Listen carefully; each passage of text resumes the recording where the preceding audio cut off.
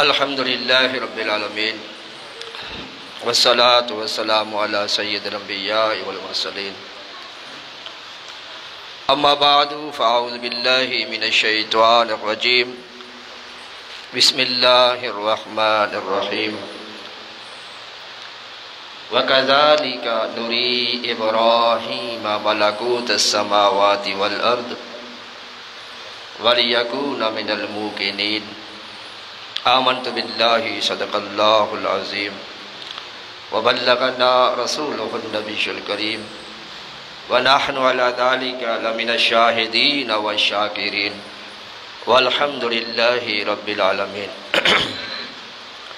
قال اللہ تبارک و تعالی فی شان حبیبہ صلی اللہ تعالی علیہ وآلہ وسلم مخبرا وامرا ان اللہ وملائکتہ یصلون علی النبی یا ایہا الذین آمنوا صلوا علیہ وسلموا تسلیما درود پاک آواز بلند الصلاۃ والسلام علیک یا سیدی یا رسول اللہ وعلی آلک وصحبک یا حبیب اللہ الصلاۃ والسلام علیک یا سیدی یا رسول اللہ وعلى آلك وصحابك يا حبيب الله الصلاة والسلام عليك يا رحمة للعالمين وعلى آلك وصحابك يا خاتم النبيين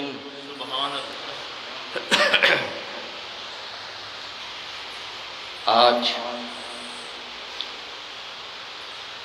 22 ذوالقعدۃ الحرام ہے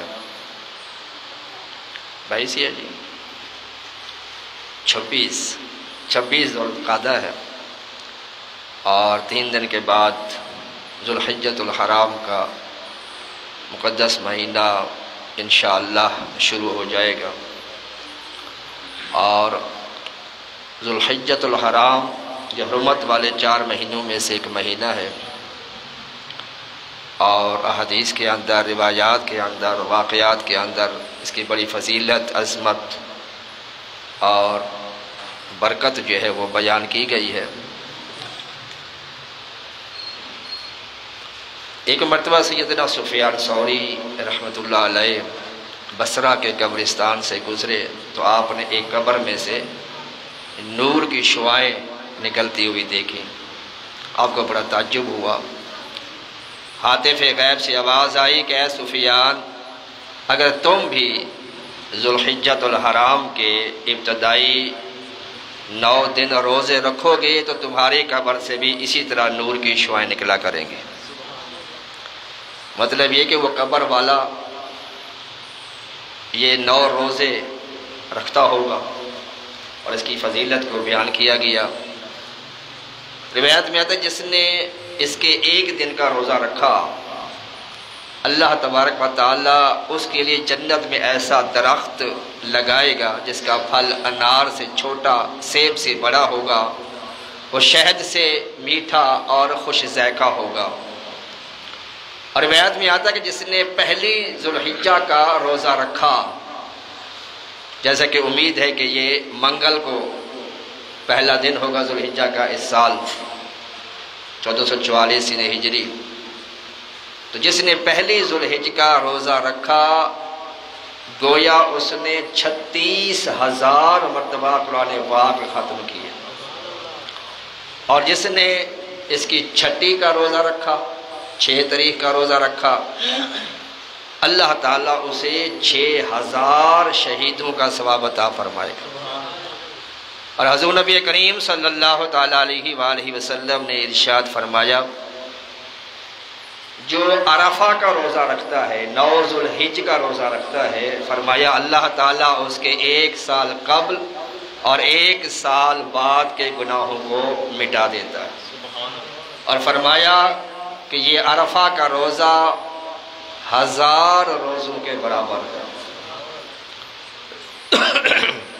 کوشش کریں کہ یہ کم از کم 3 روزے جو ہیں پہلی کا 6 کا اور 9ویں کا روزہ جو وہ ضرور رکھیں تاکہ یہ فضیلتیں ہمیں حاصل ہوں۔ ایک اور روایت میں آتا ہے کہ جو بندہ ذوالحجۃ الحرام کی ابتدائی 10 راتوں میں عشاء کی نماز کے بعد 2 نفل اس طرح ادا کرے کہ الحمد شریف کے بعد دونوں رکعتوں میں سورۃ الفاتحہ کے بعد 3 مرتبہ سورۃ التکاثر، 3 مرتبہ سورۃ الکوثر اور 3 مرتبہ قل شریف، یہ تینوں صورتیں جو ہیں سورۃ التکاثر، سورۃ الکوثر اور قل شریف، یہ تینوں صورتیں دونوں رکعتوں میں 3 مرتبہ پڑھے، اللہ تعالیٰ اسے ہر بال کے بدلے میں 1000 نیکیاں عطا فرماتا ہے۔ سبحان اللہ۔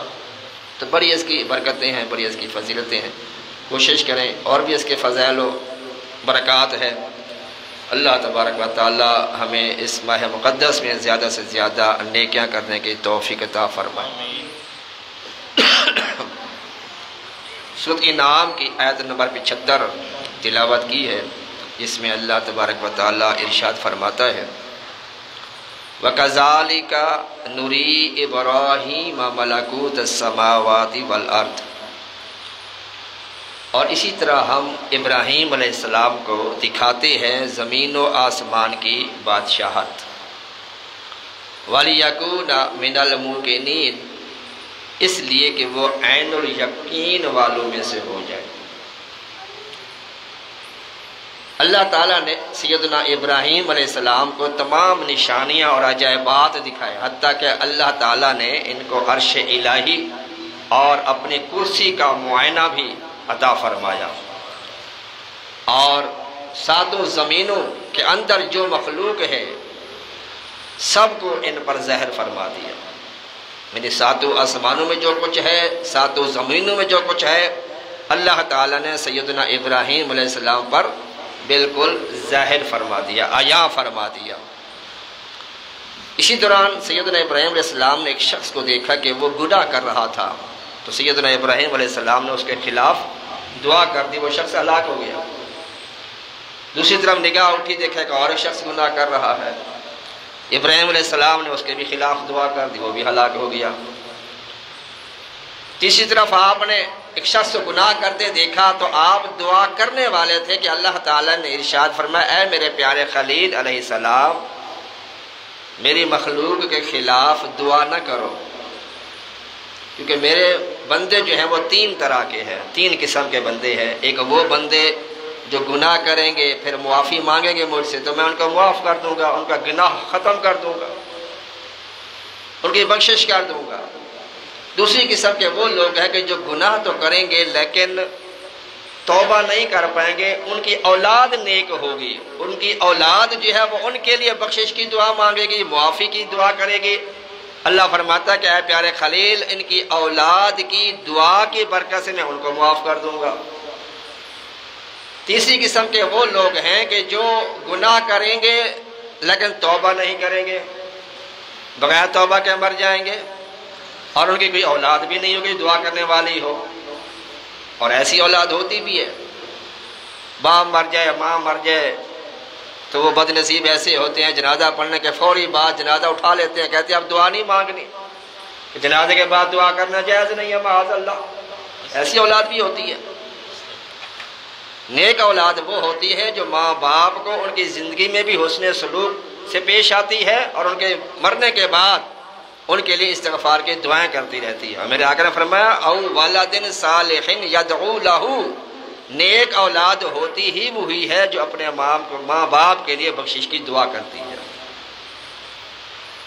بہرحال تو یہ فرمایا کہ یہ 3 قسم کے لوگ ہوتے ہیں جو یہ گناہ کرتے کرتے دنیا سے چلے جائیں، کوئی پیچھے دعا کرنے والا بھی نہ ہو۔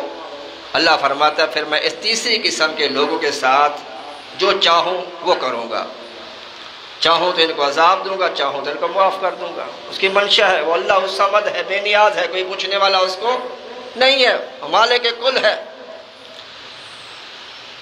سیدنا ابراہیم علیہ السلام آپ اپنا مال مسافروں، غریبوں، مسکینوں اور مہمانوں پر خرچ کیا کرتے تھے، اور مہمان نوازی کی وجہ سے ان کو ابو ضیفان کہا جاتا تھا، یعنی بہت بڑے مہمان نواز۔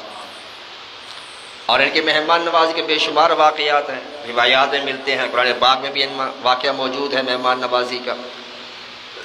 ایک مرتبہ آپ اپنی بکریاں چرانے کے لیے ایک پہاڑی پہ تشریف لے گئے، تو آپ نے ایک تسبیح کی آواز سنی کہ بڑی پیاری آواز میں یہ تسبیح پڑھتا، سبحان ذی الملک والملکوت، سبحان ذی العزت والعظمت والہیبت والقدرت والکبریاء والجبروت، سبحان الملک الحی الذی لا یموت، سبوح قدوس ربنا ورب الملائکہ۔ بڑے پیارے انداز میں، بڑے سوز و گداز کے ساتھ یہ تسبیح پڑھ رہا تھا۔ آپ کا دل اس طرف کھینچا۔ بندہ جب کسی سے پیار کرتا ہے، محبت کرتا ہے، تو پھر اس کی ہر چیز سے پیار کرتا ہے۔ تو چونکہ آپ اللہ سے محبت کرنے والے تھے، جب اللہ کا ذکر سنا، اللہ کا نام سنا، تو اس طرف کھینچے چلے گئے۔ جس طرف سے آواز آ رہی تھی، آپ نے دیکھا دو نوجوان ہیں، بڑے حسین و جمیل، اور اللہ کی یہ تسبیح بیان کر رہے ہیں، سبحان ذی الملک والملکوت۔ انہوں نے جب سیدنا ابراہیم علیہ السلام کو دیکھا تو وہ خاموش ہو گئے۔ آپ نے فرمایا کہ مجھے اللہ کا ذکر سناؤ، جو تسبیح تم پڑھ رہے تھے وہ پڑھو، میں تمہیں آدھی بکریاں عطا کر دوں گا۔ انہوں نے وہی تسبیح پھر پڑھی، آپ نے آدھی بکریاں دے دی، پھر وہ خاموش ہو گئے۔ آپ نے فرمایا مجھے اللہ کا ذکر پھر سناؤ، اللہ کی تسبیح پھر بیان کرو، باقی آدھی بکریاں بھی تمہیں دے دوں گا۔ انہوں نے پھر اللہ کی تسبیح بیان کی، باقی آدھی بکریاں بھی دے دی، پھر وہ خاموش ہو گئے۔ آپ نے فرمایا مجھے پھر اللہ کا ذکر سناؤ۔ اب فرشتوں نے جو انسانوں کی شکل میں تھے، نوجوانوں کی شکل میں تھے، کہا اے ابراہیم، اب تمہارے پاس بکریاں ختم ہو گئی، اب کیا دو گے ہمیں؟ کہا بے شک میرے پاس بکریاں اس وقت ختم ہو گئی ہیں، اتنے حسین و جمیل نوجوان ہو، کہاں بکریاں چراتے پھرو گے؟ ارے مجھے اللہ کی تسبیح سناؤ، تمہاری بکری میں چرا جایا کروں گا۔ سبحان اللہ۔ اتنے مہمان نواز۔ ایک مرتبہ ایسا ہوا، کافی عرصے تک کوئی مہمان نہ آیا، کئی دن گزر گئے، کوئی مہمان نہ آیا۔ آپ اپنے گھر میں جلوہ افروز تھے، اور اس کا ذکر جو ہے وہ سرساریات کے اندر موجود ہے 26ویں پارے میں، کہ جب آپ کے دن کافی گزر گئے مہمان کے بغیر، آپ نے کچھ کھایا پیا نہیں، اچانک آپ کے گھر میں کچھ لوگ داخل ہوئے بغیر اجازت کے، نوجوان داخل ہوئے، جس کا اللہ تعالیٰ ایسے ارشاد فرماتا ہے حل اتاک حدیث ضیف ابراہیم المکرمین، اے محبوب صلی اللہ تعالیٰ علیہ وسلم، کیا تمہارے پاس ابراہیم علیہ السلام کے معزز مہمانوں کی خبر آئی؟ یعنی جو ان کے ساتھ مہمان آئے تھے ابراہیم علیہ السلام کے پاس، آپ کو وہ واقعہ معلوم ہے؟ یعنی معلوم ہے آپ کو، یاد دہانے کے لیے، اے محبوب کیا تمہارے پاس ابراہیم علیہ السلام کے معزز مہمانوں کی خبر آئی؟ اذ دخلوا علیہ فقالوا سلاما، جب وہ اس کے پاس آئے بولے سلام۔ سلام کیا دوں؟ قالا سلام، تو ابراہیم علیہ السلام نے سلام کا جواب دیا، کہا سلام قوم منکرون، اور کہا کہ ایسے بندوں کو سلام کا جواب دیا ہے کہ جن کو میں جانتا نہیں ہوں، ناشناسا لوگ ہیں۔ دل میں یہ آپ نے سوچا کہ انجان لوگ ہیں، بغیر اجازت کے گھر میں داخل تو ہو گئے ہیں، لیکن انہوں نے مجھے سلام کیا، میں نے سلام کا جواب بھی دے دیا ان کو، لیکن یہ شناسا لوگ نہیں ہیں، پہچان والے لوگ نہیں ہیں، پہلے کبھی ان کو دیکھا نہیں ہے۔ فراغ الی اہلہ، آپ جو کہ کئی دنوں سے مہمان کا انتظار کر رہے تھے، آپ اتنی جلدی میں گھر گئے۔ فجاء بعجل سمین، اور ایک بھنا ہوا بچڑا جو ہے اس کو ان کے بارگاہ میں پیش کر دیا، یعنی بکرا پکوا کر آپ فوری طور پر ان مہمانوں کے سامنے رکھا۔ فقربہ الیہم، ان کے قریب رکھا۔ قال الا تاکلون، اب وہ فرشتے تھے، وہ کھانے پینے سے پاک ہے، انہوں نے کھانے کو ہاتھ نہ لگایا، نہ کھایا۔ تو اب بڑے حیران ہوئے، تعجب کرے۔ اس وقت دستور یہ تھا اگر کوئی دشمن کسی گھر جاتا تو وہ وہاں کا کھانا پانی استعمال نہیں کرتا تھا، نہ کھاتا تھا نہ وہاں کا پانی پیتا تھا۔ جب ان لوگوں نے، مہمانوں نے کھانے کو ہاتھ نہیں لگایا تو آپ کے اندر تجسس پیدا ہوا، دل میں یہ خیال اور ڈر اور خوف پیدا ہوا کہ نہ جانے یہ کون لوگ ہیں کہ جو کھانا نہیں کھا رہے۔ انہوں نے کیا کہا؟ فَأَوْجَسَ مِنْهُمْ خِیفَةً، وہ اپنے دل ہی دل میں آپ تجسس میں پڑھ گئے۔ قالو، وہ فرشتے بولے لا تخف، آپ ڈریے نہیں۔ وَبَشَّرُوهُ بِغُلَامٍ حَلِيمٍ، ہم آپ کو خوشخبری دینے کے لیے بھیجے گئے ہیں۔ اور ایک اور مقام پر اس واقعے کو اس طرح بیان کیا گیا، قالا فما خطبکم ایھا المرسلون، ابراہیم علیہ السلام نے ان سے کہا کہ تم کس لیے آئے ہو، کس کام کی غرض سے آئے ہو، تمہارا مقصد کیا ہے یہاں پر آنے کا؟ انہوں نے کہا کہ ہم ایک نافرمان قوم کو عذاب دینے کے لیے بھیجے گئے ہیں، اور وہ قوم کون سی ہے؟ وہ قوم لوط ہے، لوط علیہ السلام کی قوم کو ہم عذاب دینے کے لیے بھیجے گئے ہیں۔ الا آل لوط، لیکن لوط علیہ السلام کی جو اولاد ہے، گھر والے ہیں، آل ہے، ان کو ہم بچا لیں گے۔ انا لمنجوہم اجمعین، ہم انہیں بچا لیں گے، اللہ کے عذاب سے ان کو بچا لیں گے۔ یہ کون کہہ رہا ہے؟ فرشتے کہہ رہے ہیں۔ انا لمنجوہم اجمعین الا امرأتہ، لیکن ان کی جو عورت ہے، جو ان کی بیوی ہے، اس کو نہیں۔ قدرنا انہا لمن الغابرین، ہم نے یہ فیصلہ کیا ہے، ہم نے یہ طے کیا ہے کہ وہ ہلاک ہونے والوں میں شامل ہو چکی ہے، کیونکہ وہ ایمان نہیں لائی تھی، وہ کافر تھی۔ اور عذاب کس کے لیے بھیجا جا رہا تھا؟ کافروں کے لیے۔ ابراہیم علیہ السلام کے سامنے فرشتوں نے دو مین لفظ استعمال کیے، کیا؟ ایک فرما کہا لمنجوہم اجمعین، ہم ان کے گھر والوں کو بچا لیں گے اللہ کے عذاب سے۔ یہ اللہ نہیں کہہ رہا، کون کہہ رہا ہے؟ اللہ کے فرشتے کہہ رہے ہیں۔ اور آگے پھر وہ کہتے ہیں قدرنا انہا لمن الغابرین، اور ان کی جو بیوی ہے، جو کافرہ ہے، اس کے بارے میں لقد قدرنا، ہم نے یہ فیصلہ کیا ہے، ہم نے یہ طے کیا ہے کہ وہ ہلاک ہونے والوں میں ہے۔ اب یہ فیصلہ تو اللہ نے کیا تھا کہ اس کو ہلاک کر دو، عذاب تو اللہ نے بھیجا تھا، عذاب بھیجنے والا تو اللہ تعالیٰ ہے، لیکن فرشتے اپنی طرف یہ منسوب کر رہے ہیں۔ تو ثابت کیا ہوا کہ جو اللہ والوں کا کام ہوتا ہے، حقیقت میں وہ اللہ کا ہی کام ہوتا ہے۔ اس لیے حالانکہ جان روح قبض کون کرتا ہے؟ جان کون نکالتا ہے؟ موت کون دیتا ہے؟ اللہ دیتا ہے۔ لیکن روح کون نکالتا ہے؟ جان کون نکالتا ہے؟ روح قبض کون کرتا ہے؟ وہ ملک الموت علیہ السلام کرتے ہیں۔ بظاہر وہی روح قبض کرتے ہیں ملک الموت، حقیقت کیا ہوتی ہے؟ وہ اللہ تعالیٰ روح قبض کرتا ہے، اللہ تعالیٰ جان لیتا ہے، موت بھی وہی دیتا ہے، زندگی بھی وہی دیتا ہے۔ تو ہم یہ کہہ سکتے ہیں کہ اللہ کے محبوب ہمیں اللہ کے عذاب سے بچانے والے ہیں، جس طرح فرشتوں نے کہا کہ ہم آل لوط کو اللہ کے عذاب سے بچانے والے ہیں۔ تو اس معاملے پر، اور یہاں پر جو اللہ نے فرمایا نا، یہ خوشخبری دی کہ وبشروہ بغلام علیم، فرشتوں نے کہا کہ ہم خوشخبری دینے کے لیے آئے ہیں، ایک علم والے لڑکے کی بشارت دی ہے آپ کو، اللہ تعالیٰ آپ کو بیٹا عطا فرمائے گا۔ اب اس خوشخبری میں تین خوشخبریاں ہیں۔ ایک یہ خوشخبری کہ اللہ تمہیں اولاد نرینہ دے گا، یعنی بیٹا عطا کرے گا۔ دوسرا یہ کہا کہ وہ بالغ ہونے کی عمر تک پہنچے گا، نابالغ میں اس کا انتقال بھی نہیں ہوگا، بچپن میں اس کا انتقال بھی نہیں ہوگا، وہ جوان بھی ہوگا بیٹا آپ کا، بڑا بھی ہوگا۔ اور تیسرا یہ کہ وہ بچہ عام بچہ نہیں ہوگا، بلکہ وہ عقل مند اور بردبار بھی ہوگا، حلیم بھی ہوگا، وہ حلم والا بھی ہوگا، بردبار بھی ہوگا۔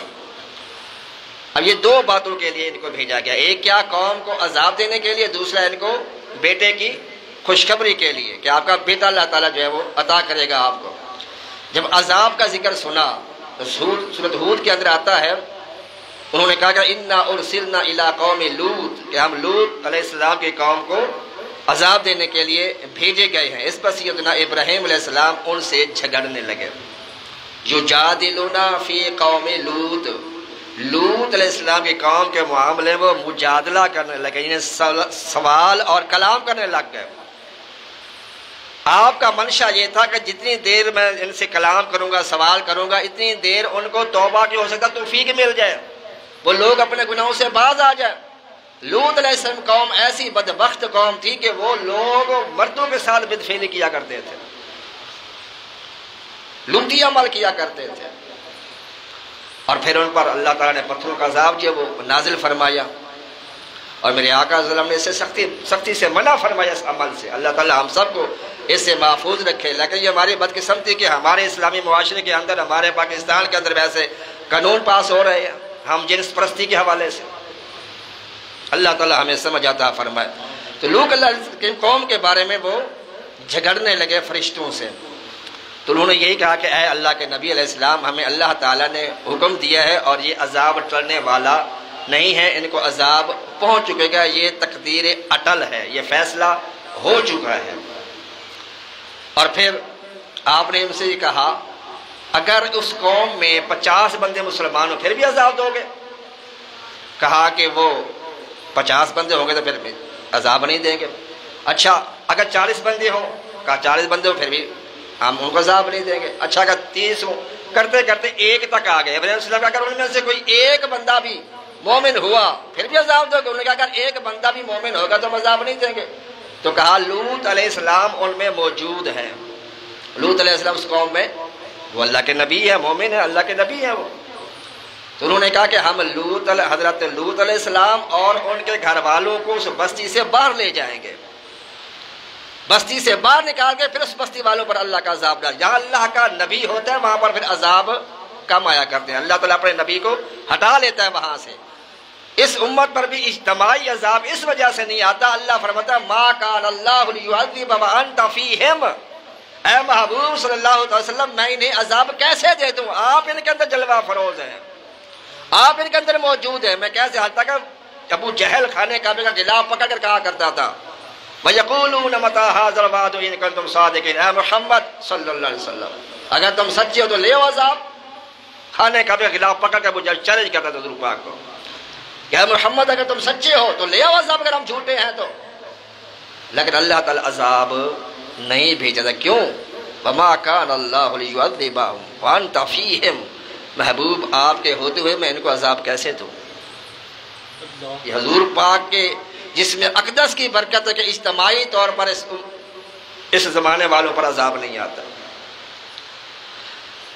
بہرحال تو سیدنا لوط علیہ السلام اور ان کے گھر والوں کو اس بستی سے صبح صبح باہر چلے جانے کا حکم دیا گیا، وہ اس بستی سے چلے گئے، لیکن عورت جو تھی وہ کافرہ تھی، لہٰذا وہ عذاب میں گرفتار ہوئی، وہ ہلاک ہو گئی، لیکن جو باقی ایمان والے تھے وہ سارے محفوظ ہوئے، کیونکہ آپ ابراہیم علیہ السلام بڑے ہی شفیق کریم رحیم تھے، اس وجہ سے آپ نے فرشتوں سے یہ تکرار کی۔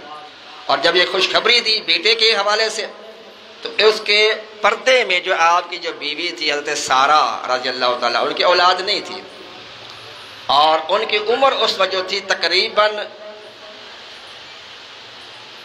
مفسرین فرماتے کہ سیدہ سارہ ان کی عمر 90 برس تھی، اور ابراہیم علیہ السلام کی عمر اس وقت 120 سال تھی جب ان کو بیٹے کی ولادت کی خوشخبری دی گئی۔ اور پردے کی اوٹ میں سیدہ سارہ جو ہے سید ابراہیم علیہ السلام کی پہلی زوجہ، انہوں نے جب سنا تو انہوں نے تعجب کیا کہ میری اتنی عمر ہوگی، 90 برس میری عمر ہوگی، اور یہ بڑھاپے کی عمر ہے تو اس میں کہاں اولاد ہوتی ہے؟ تو انہوں نے کہا آلدو فانا عجوزن، میرے ہاں بچہ پیدا ہوگا حالانکہ میں بوڑھی ہو چکی ہوں، وہذا بالی شیخن، اور میرے شوہر جو ہیں وہ بھی کافی عمر کا پہنچ چکے ہیں، ان کی عمر 120 سال ہو چکی ہے، میری عمر 90 سال ہو چکی ہے، اس عمر میں کوئی اولاد ہوتی ہے؟ تعجب کیا ہے۔ تو فرشتوں نے کہا کہ اللہ تعالیٰ کا یہی حکم ہے اور ایسے ہی ہوگا۔ اللہ تعالیٰ نے ہمیں بھیجا ہے خوشخبری دے کر، اور سیدنا ابراہیم علیہ السلام اکثر یہ دعا کرتے رب حب لی من الصالحین، اے اللہ مجھے نیک اولاد عطا فرما۔ اکثر یہ آپ دعا کرتے تھے، تو کس عرصے میں جا کے دعا قبول ہوئی؟ اللہ تعالیٰ کی حکمتیں ہوتی ہیں دعا کا تاخیر کرنے میں بھی۔ 120 برس کی عمر ہوئی تو اللہ تعالیٰ نے کو سیدنا جو ہے وہ اسحاق علیہ السلام جو وہ عطا کیا حضرت سارہ سے، وہ بھی سیدنا اسماعیل السلام کے بعد پیدا ہوئے ہیں۔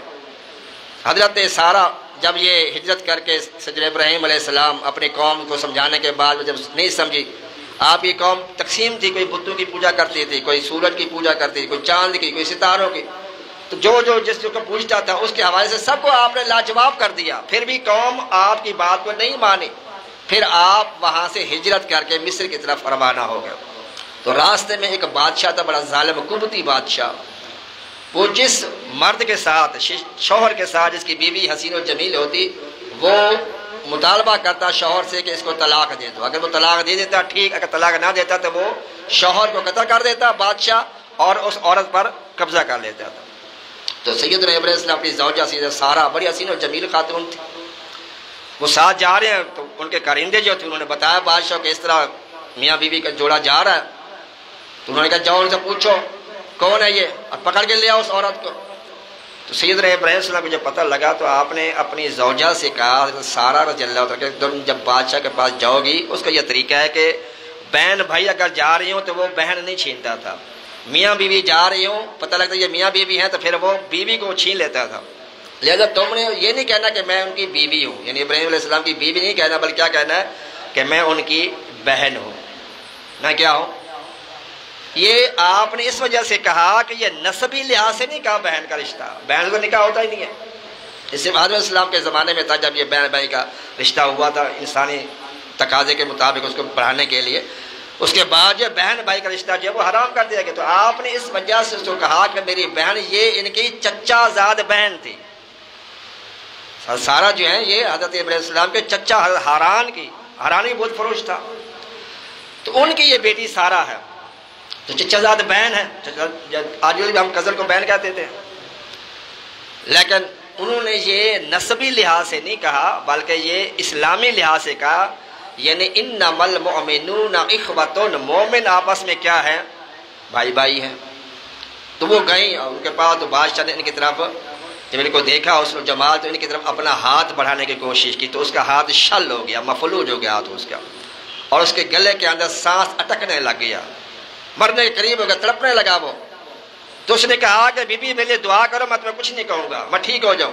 سیدہ سارہ نے دعا کی تو وہ ٹھیک ہو گیا، وہ بدبخت پھر آپ کی طرف آگے بڑھا، پھر اسی طرح معاملہ ہوا، گلے میں سانس پھنسنے لگ گیا اس کا، اور مرنے والا ہو گیا، اور اس کا جو ہے وہ ہاتھ شل ہو گیا، مفلوج، 3 مرتبہ ایسا ہوا، بالآخر اس نے حضرت حاجرہ کو بھی قید کیا ہوا تھا، ان کے ساتھ بھی ایسا معاملہ ہوتا تھا، ان کے ساتھ بھی جب ہاتھ بڑھاتا تھا وہ بھی ان کے ساتھ ایسے وہ مفلوج ہو جاتا تھا، تو پھر اس نے سیدہ حاجرہ کو جب وہ قید کر لیا تھا، تو اس نے کہا کہ یہ جو پہلے عورت ہم نے قید کی ہوئی حاجرہ، اس کو اس کے ساتھ بھیج دو، یہ دونوں ہی کوئی جو ہے وہ دوسری مخلوق لگتی ہے، جن لگتی ہے، لہٰذا حاجرہ کو ان کے ساتھ بھیج دیا گیا۔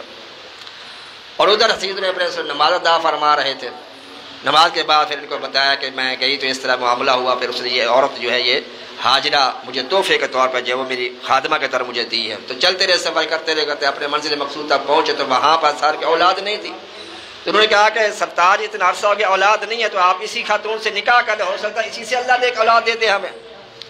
تو ابراہیم علیہ السلام سے حضرت حاجرہ کا نکاح ہو گیا، اور پھر اللہ تعالیٰ نے ان کو بیٹا اسماعیل عطا فرمایا، اور یہ فطری بات ہے کہ جب کسی زوجہ سے اولاد ہوتی ہے تو مرد کا میلان جو ہے رغبت اس کی طرف زیادہ ہو جاتی ہے، تو جب ان کے اپنے جو ہے جب ان کے زوجہ کے، اللہ اکبر، صلاۃ والسلام علیہ، توجہ بڑھ جاتی ہے بعض دفعہ، الصلاۃ والسلام علیک یا سیدی یا رسول اللہ وعلی آلک و صحابک یا حبیب اللہ۔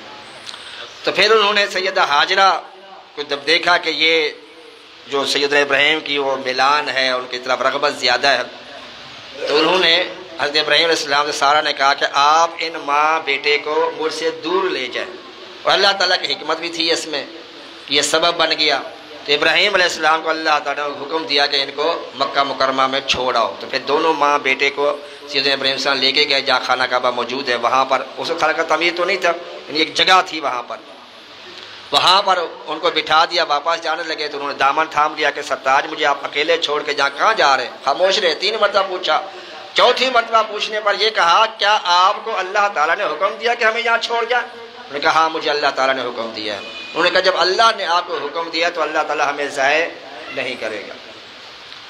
اور پھر ابراہیم علیہ السلام ان کو چھوڑ کے چلے گئے، پھر وقفے سے کبھی کبھی ملاقات کے لیے آپ آتے تھے، اور اسی دوران سیدنا ابراہیم علیہ السلام کے بیٹے اسماعیل علیہ السلام کا نکاح ہو گیا قبیلہ جرہم کے ساتھ، اور وہاں پر جب آیا تو ابراہیم علیہ السلام کے بیٹے اسماعیل کسی کام سے گئے ہوئے تھے، گھر میں ان کی زوجہ موجود تھی، یعنی ان کی بہو موجود تھی، تو آپ نے ان کو سلام کیا، اس نے جواب دیا لیکن اس کا اخلاق صحیح نہیں تھا، تو آپ نے کہا کہ جب اسماعیل آئے، یہ نہیں کہا کہ میں ان کا باپ ہوں، کہا کہ جب اسماعیل تمہارے سرتاج آئیں ان سے کہنا کہ اپنی چوکھٹ تبدیل کر لو۔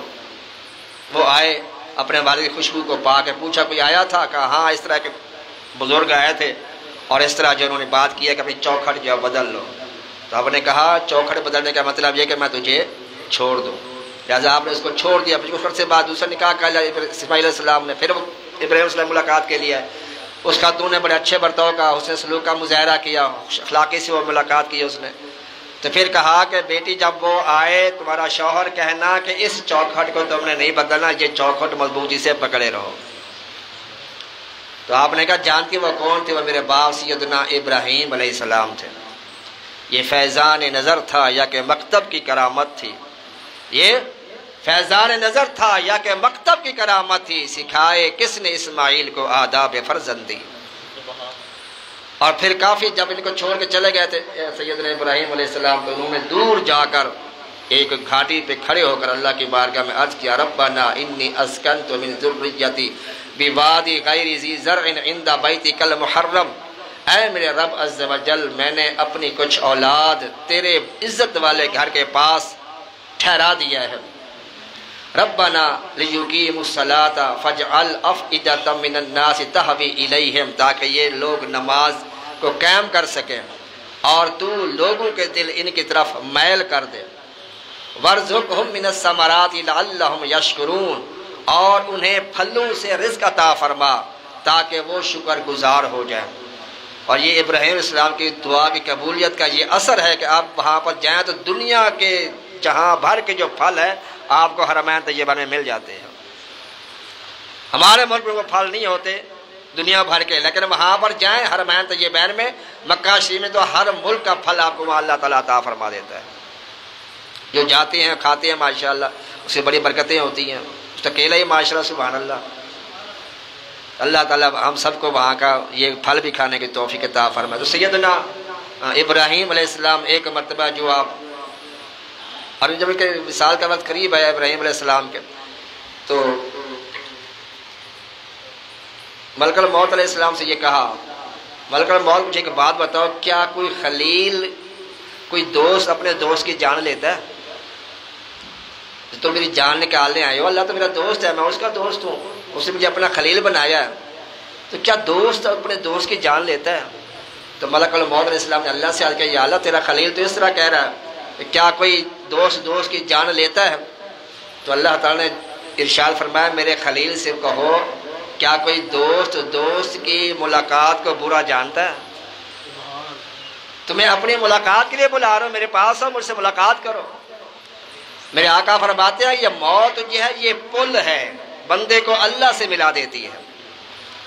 فرمایا الدنیا سجن المومن جنت الکافر۔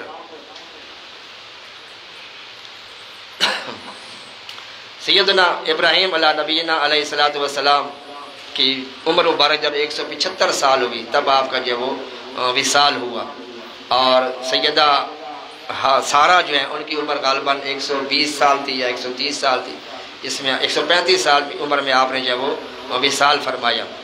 اور سیدہ دروازے کھول دیں، وہ ایگزاسٹ چلا دیں پھر جب مسئلہ ایسا ہو گیا تو دروازے کھول دیں، وہ ایگزاسٹ چلا دیں، ساری توجہ بڑھ رہی ہے بار بار نا۔ اللہ تبارک و تعالی ہمیں ان باتوں کو سمجھنے کی توفیق عطا فرمائے۔ وما علیہ الا البلاغ۔